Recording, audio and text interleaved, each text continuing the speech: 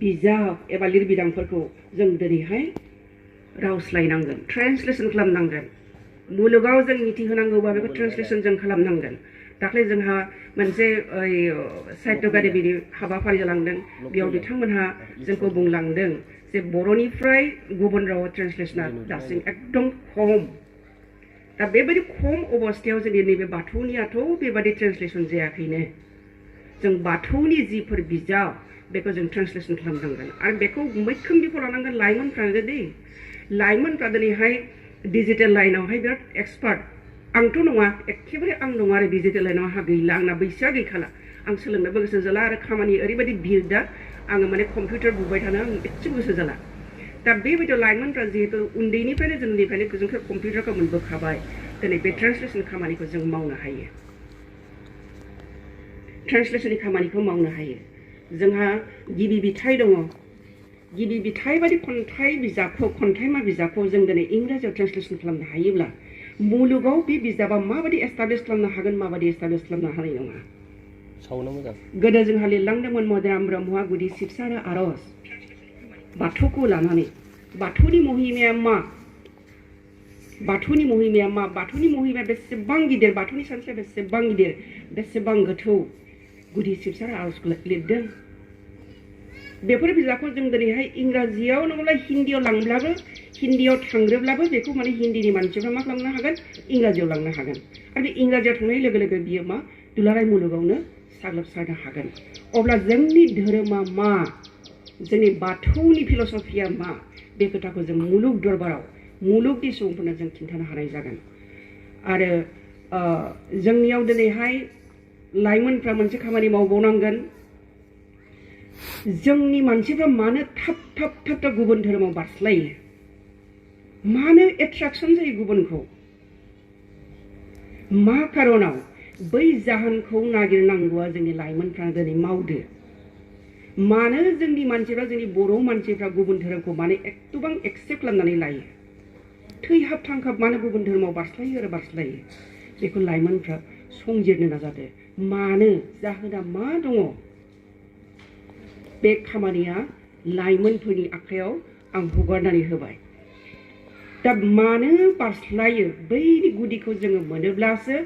मा मावोब्ला जोङो जोंनि बे बाथौआव जों गासै बर'फोरखौ जों बोनथुमनानै दोननो हागोन बर'ल' नङा दहाय जोंनि सिगांनि बुंथिगिरिया बुंलांदों जे गुबुन गुबुन हारिनि मानसिफ्राबो बाथौखौ लासै लासै लानो हमदों बे जोंनि थाखाय जोबोद माने बरायनानै लाथावथाव खोथा दा जोङो जोंनि बर'फ्रा गावस्रा थाङो बे गावस्रा थांनाय बर'फोरखौ जों माब्रैहाय लाबोफिननो हागोन मा खारनाव बिसोर बाथौखौ गाज्रि मोननानै थांदों बै जाहोनखौ जोङो लासै संजिरनांगोन बेफोरखौ लाइमोनफ्रा मावदो जिहेतु लाइमोनफोरनाव मा जायो ओरैबायदि एनार्जि थायोना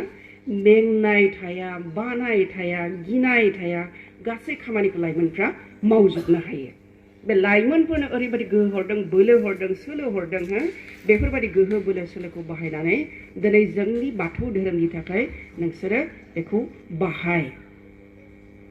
आरो दहाय सिगांनि बुंथिगिरिया खोब मोजाङै बुंलांखादों जे जों लाइमोनफ्रा धोरोमखौ जों मानो हमथानानै लानांगौ जे धोरोमाव जेब्ला मानसिया माने माबानानै थागोन गोबाहाबनानै थागोन गबथबनानै थानो हागोन अब्ला जोंनि गोसोनिफ्राय गाज्रि सानस्रिया मालाबानो जानगारलांगोन जेब्ला नोंनि गोसो सिङाव फोथायनाया हाबनानै थाबाय बे फोथायनाया ओरैबायदि दो हाबनानै थाबाय बे फोथायनायजोंनो नोंहा मोनसे कनफिडेन्स फैबाय आरो बे कनफिडेन्सजोंनो नोङो मा नोंनि जिउआवहाय नों आवगायलांनो हासिगोन आं उन्दैनिफ्रायनो बेबायदि मोनबोदों बा आंबो बेबायदि कनफिडेन्सआवनो फैदों आंनि जोनोमाबो बाथौआवनोमोन आंनि बिबै बिबौआ बाथौआरिखामोन आंनि बिमा बिफाया बाथौआरिखामोन दा आंनि फिसाया गुबुन धोरोमनि दा बेवहाय आंहा एसे गेप जाबाय बाथौआ अब्लाबो आं बाथौखौ मोजां मोनो बाथौखौ आं सिबियो बाथौनि सानस्रिया आंनियाव जेब्लाबो हाबनानै दङ मानो होनबा बै उन्दै बैसोआवनो बा लाइमोन बैसोआवनो जि धोरोमा आंनियाव हाबनानै थाबाय बेखौ दिनै आं हाबा जाखांनानै सहजाव बेखौ आं गारनो हानाय नङा बे जिनिसा ओरैबायदि माने हाबनानै थाखायो उपाय गैया दिनै जोङो हिनजावफ्रा जों जुलि जाहैनांगौ नालाय गुबुन गुबुन न'खराव बेबायदियावहाय जोंहा हाबा जाखांनायावहाय जों धोरोमखौ सोलायनांगौ जायो अब्लाबो जोंनि लाइमोन बैसोसिम जोंहा जायखौ जों फोथायनानै लाबाय कनसेप्टआ जोंनियाव जिबायदि क्लियार हाबनानै थाबाय बे जिनिसजोंनो आंनि उन समखौ आङो माने उदाङै आङो ओंखारनो बा बाहागो लानो मोनाब्लाबो आं बे आइडियाजोंनो बे आइडियलजिजोंनो आं बे फिल'सफिजोंनो आं थांबाय थागोन दा बाथौनि जि फिल'सफि गासिबो मोनबा बे मोनबा जिनिसा जोंनि बे बुहुम संसाराव गासिबो दंजोबो आरो बे मोनबा फिल'सफि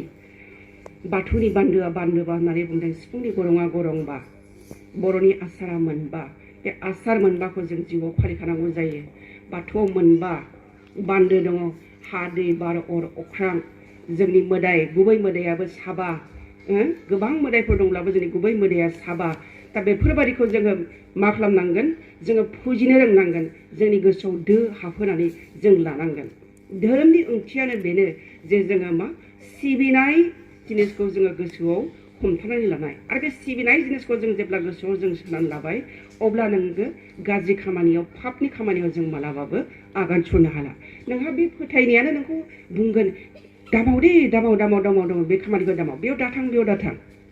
बेबायदि होननानै नोंखौ बे धोरोमानो लाखिनानै दोनगोन बेनिखायनो जोङो बे लाइमोन बैसोआ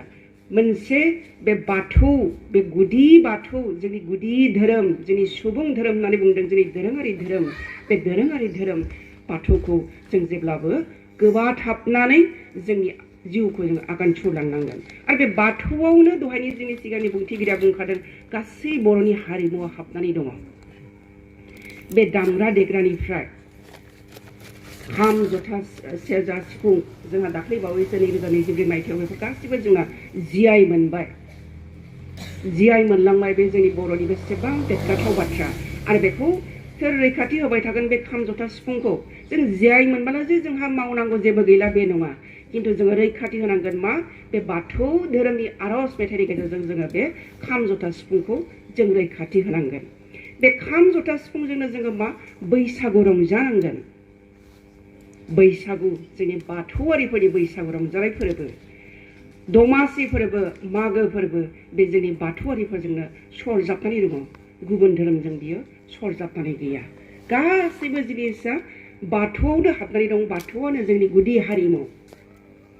बेयावनो जोंनि दख'ना गाननाय दङ बेयावनो जोंनि खोथा रायलायनाय दङ बेयावनो जोंनि मोन्थोर दङ गुदि मोन्थोर दङ जोंनि गासिबो खोथा बाथ्रा जोंनि आसार खान्थिफ्रा बेवहायनो हाबनाय दङ दा बेफोरखौ जुदि लाइमोनफ्रा एखेबारे हमथाबनानै साबसिननिफ्राय हामसिन खामानि मावनो थाखाय नाजानांगोन आरोबाव आं खावलायबावगोन मोनसेयाव जिहेतु जों गासिबो इउनिभार्सिटिनि स्टुडेन्ट इउनिभार्सिटिखौ बारग'खांनायनि उनाव नोंथांमोनहा मा खालामनो हागोन बे बाथौनि सायावनो संजिर PhD खालाम एमफिल खालाम बा गुबुन पस्ट डक्टरेल खालाम मिथिबाय जोंहा दिनै बाथौ जोंनि धोरोमा बाथौ बे बाथौ मोनबा गोथौ सान्थौनि बे बाथौ धोरोमनि सायावहाय आबुङै जोंहा संजिरनाय खामानियाबो जायाखै दा बिनिखायनो जों संजिरनांगोन एकाडेमिक लाइनाव जोङो हाइलाइट खालामनांगौब्ला मुलुगाव जों खिन्थानांगौबा जोङो मा बाथौनि सायावबो जोंहा संजिरनांगोन बाथौनि सायाव जोङो गोबां बिजाब लिरनांगोन दा बे जिखिनि लिरदों बेफोर गासैबो बर'आव दंगासिनो दङ आरो बे बर'निखौ जोङो गुबुन रावहाय जों ट्रेन्सलेसन खालामनांगोन आरो बेखौ आं दासो PGनि स्टुडेन्ट आं दासो UGनि स्टुडेन्ट आं मावनो हानाय नङाहाय बा आं मावनो हानाय नङालै बे नङा जों साफ्रोमबो गोसो जायोब्ला मावनो हायो होननाय खोथा जेबो गैया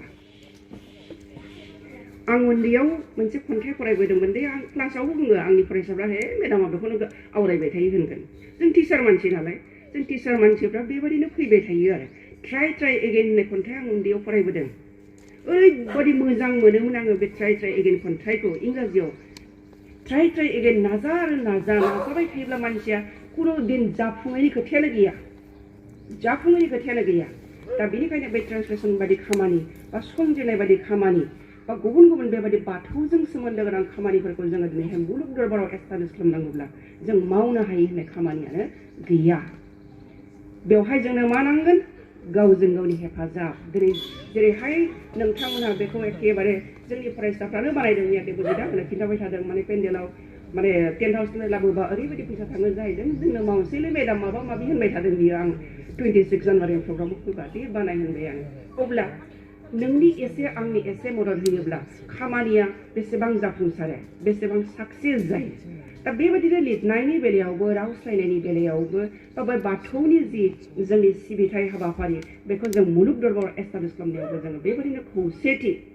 खौसे हारसिङाव जाया दे मालाबाबो हारसिङाव जाया मोनसेबो खामानिया हारसिं आं मावनो हागोन होननानै जोङो दुगा मारिनो हाया बा दुगा खालामनानै रावबो मावनो हाया जाय खामानिखौ जथायै एकेबारे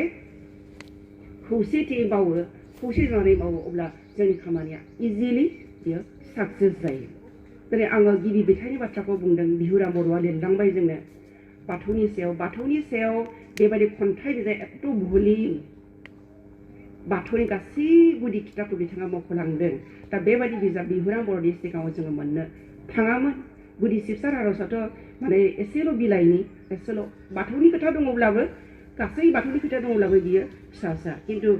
गिबि बिथाइया माबायदि भलिउम एकेबारे दा बे एथ' गिदिर भलिउम बे बिजाबखौ जोङो इंराजियाव जुदि रावस्लायोब्ला बे मुलुगनि मानसिया जोंनि माने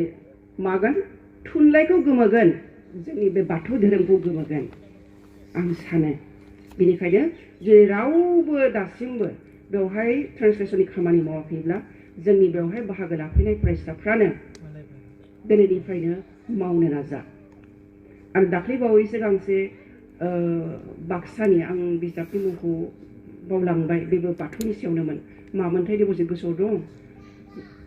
गोसोआव गैला एकदम भलिउमा गिदिर आंनो नायनो होफैदोंमोन खिन्थु आं दिनैहाय बिजाबखौ माने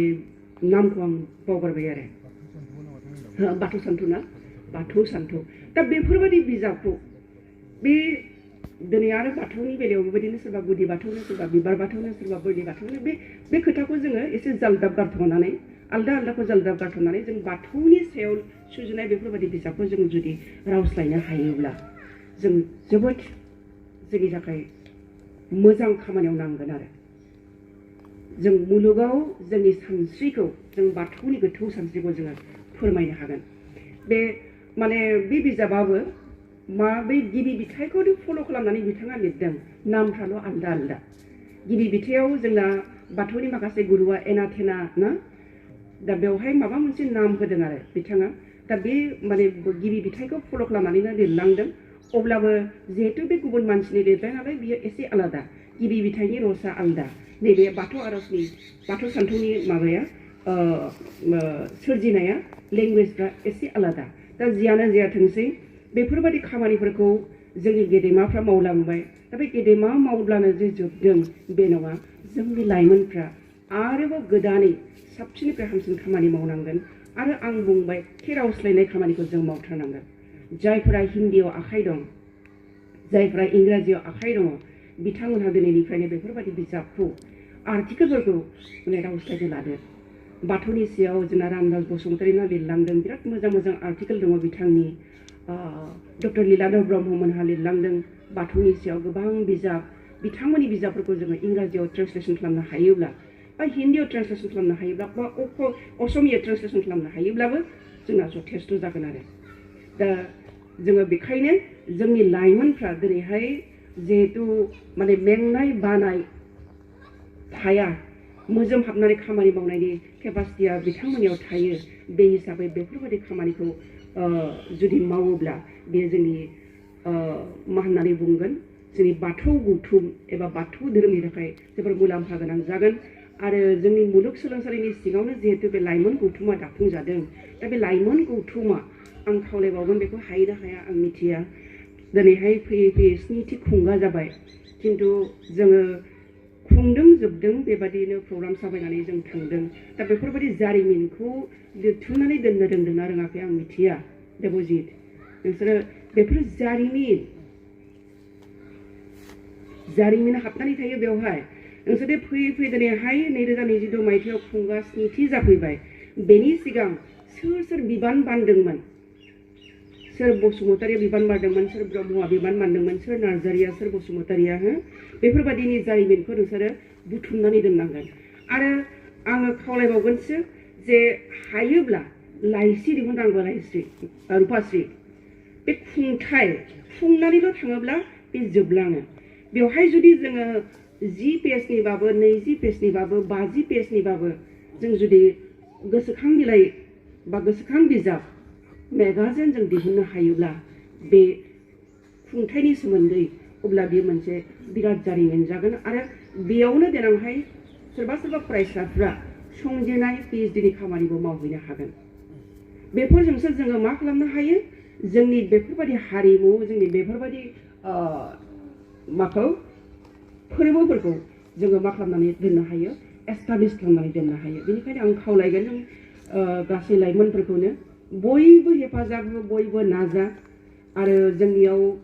डिप'जिट होनानै एसे कमप्लेन होयो फैसा खांनायफोरखौ होनो बायो होननानै बेफोर गासैबो फरायसाफोरनि बिबान फरायसाफोरनिनो खामानि बेवहाय नोंथांमोनहा 2 बोसोरनि थाखाय फरायनो फैयो आरो बे 2 बोसोरनि थाखाय फरायनो फैनाय बेखिनि समावहाय जोंनि बिफानावनो जा बा जोंनि बर' फरायसाफोरनि जेफोर खामानियानो जायाथों मानो बेफोरबायदिनि जि गरसे गरनै फैसा खांनाय बेफोरखौ होलायनांगौ आरो हाबाफारिखौ जाफुंसार होनायाव जेब्लाबो मदद होनांगौ दिनैनो जुदि सोलोंखायाब्ला बे बैसोआवनो जुदि बेफोर गियानखौ जों सोलोंखायाब्ला गाबोन जोंनिफ्राय बारग'नानै सोरबा फोरोंगिरि जाहैगोन सोरबा गुबुन गुबुन मावख' साख्रि मावहैगोन बा सोरबा बेबायदिनो गार्जेन जाहैगोन जोङो उन जोलैखौ मा फोरोंगोन बिनिखायनो दिनैनि लाइमोनानो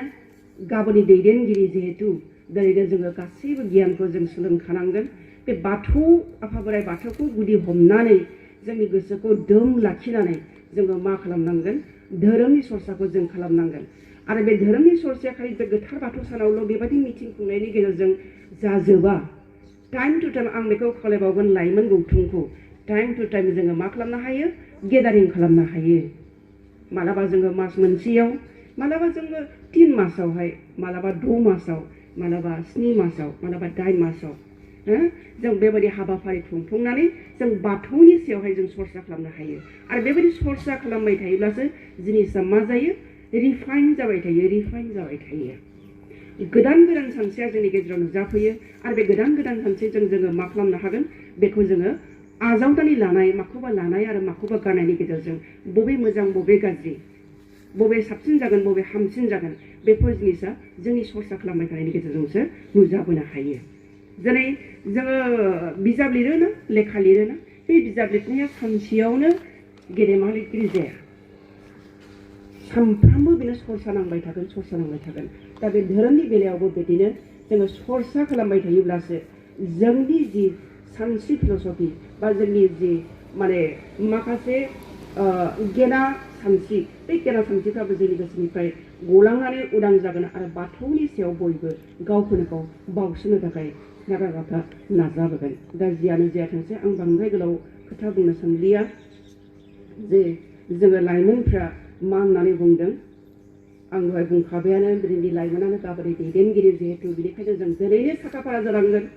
गासैबो बिथिङावनो बे खालि धोरोमनिल' बाथ्रा नङा गुबुन बिथिङाव जों एखेबारे गावखौ साखाफारा खालामनांगोन आरो गाबोननि थाखाय जों गावखौनो गाव जग्य सुबुं हिसाबै एखेबारे मा होननानै बुंगोन बेखौ सुइटेबल केन्डिडेट हिसाबै सुइटेबल बिजाथि महरै जों गावखौनो गाव एस्टाब्लिश खालामनांगोन सासे सुबुं जाफुंसार सुबुं महरै जों गावखौनो गाव एस्टाब्लिश खालामनांगोन आरो बेखौ दिनैनिफ्रायनो नाजा साफ्रोमबो फरायसाखौनो आं खावलायगोन साफ्रोमनोबो आङो आंनि केपासिटिजों आङो माने बुंगोन बा फोरोंगोन बा बोसोन होगोन जे साफ्रोमबो सुबुङानो साफ्रोमबो बर' गथ'फ्रानो जाहाथे बे बाथौ धोरोमखौ गुदि हमनानै गावबागाव जिउ लामायाव आगान सुर आरो जाफुंसार बेखौनो आङो मिजिंथिनानै आंनि जि सुंद' बिबुंथि बे बिबुंथि एसेयावनो फोजोबनो सानबाय आरो बेखिनिखौ खाबु होनायनि थाखाय आङो लाइमोन दुलाराय बाथौ गौथुमनि जि लाइमोन माबा गांखं बिथां देबजित बसुमतारी आरो मामोन सासेया जोमैसा बर' बिथांमोननिसिम आंनि फिन खेबसेबाव आंनि गोसो गोरबोनिफ्राय आंनि मोजां मोननाय अननायखौ जासिहरबावनानै दिनैनि बे गोथार बाथौ सानजों खुंफुंनाय बे गेदेमा मोनसे हाबाफारियाव आंखौ फंनैसो बिबुंथि लाखिहोनो खावलायनायनि थाखाय बा आंनो खाबु होनायनि थाखाय बयनिसिमबो फिन खेबसेबाव आंनि खुलुमनायखौ जासिहरनानै आंनि बुंथिखौ फोजोबबाय गोजोन्थों जै आफा बोराइ बाथौ खुलुमो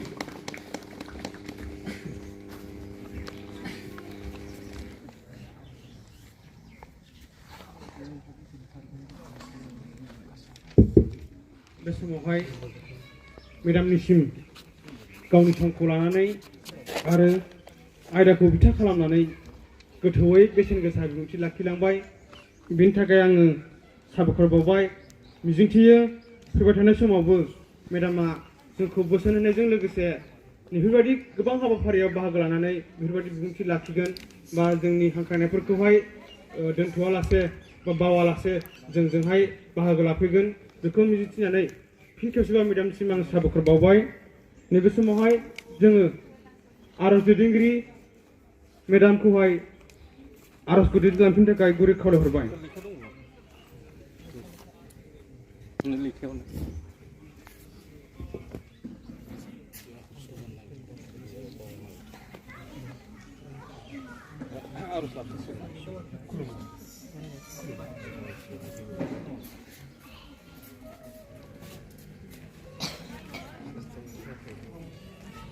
Mm-hmm.